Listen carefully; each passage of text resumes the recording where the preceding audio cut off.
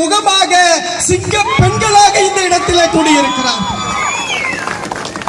என்னுடைய இளைய சமுதாயத்தை பார்த்து இன்றைக்கு எதிர்க்கட்சிகள் கேள்வி கேட்கிறார்கள். தம்மா தூண்டு பசங்க என்ன பண்ற போறாங்க, பலக்கா பசங்க என்ன பண்ற போறாங்கன்னு கேக்குறாங்க.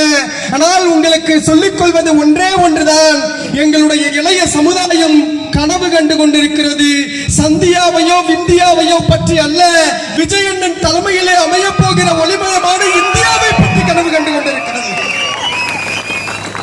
அதுதான் என்னுடைய இளைய சமுதாயம் வரலாற்றிலே ஒரு புதிய சாதனையை, ஒரு புதிய வளர்ச்சியை இன்றைய இளைய சமுதாயம் படைக்கவிருக்கிறது. எனவே இளைய சமுதாயத்தையும் வணங்கி தொடங்குகிறேன். இன்றைக்கு ஸ்பெஷல் இன்டென்சிவ் ரிவிஷன் என்று சொல்லுகிறார்கள்.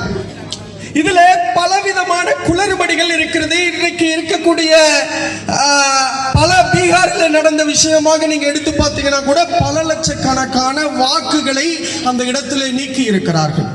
எனவேதான் அண்ணன் விஜய் அவர்கள் முத்தாய்ப்பாக முன்பாகவே வந்து இதிலே பல குளறுபடிகள் இருக்கிறது, இந்த குளறுபடிகளை எல்லாம் நீங்கள் களைய வேண்டும் என்பதற்காக நம்ம இந்த இடத்திலே போராட்ட களத்திலே இறக்கி இருக்கிறார்கள்.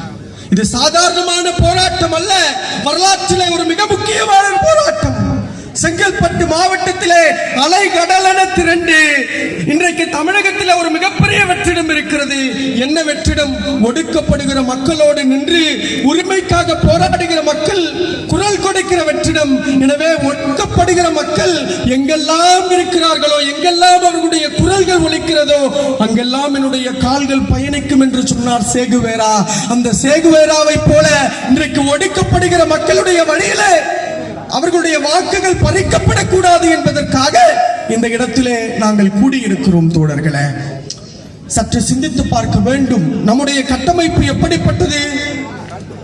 விவேகானந்தரிடத்திலே கேட்கிறார்கள், ஐயா, வெளிநாட்டிலே குடும்பம் இருக்கிறது, கோவில் இருக்கிறது, இந்தியாவிலும் குடும்பம் இருக்கிறது, கோவில் இருக்கிறது, இது ரெண்டுத்துக்கும் என்ன வித்தியாசம் ஐயான்னு கேட்கிறாங்க.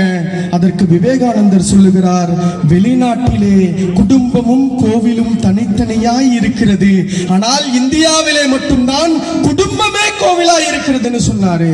ஆனா அந்த குடும்பம் இன்னைக்கு வேலைக்காக வெளியே சென்றிருந்தாலோ அல்லது வீட்டிலே இல்லை என்றாலோ உங்களுக்கு ஓட்டு இல்லை என்று நிராகரிக்கிறார்கள் இன்றைக்கு இருக்கக்கூடிய இந்த எஸ்ஐஆர் செய்கிற பிஎல்ஓ அதிகாரிகள். எனவேதான் நாங்கள் சொல்லுகிறோம், இந்த குளறுபடிகளை நீங்கள் களைய வேண்டும் என்று நாங்கள் சொல்லுகிறோம்.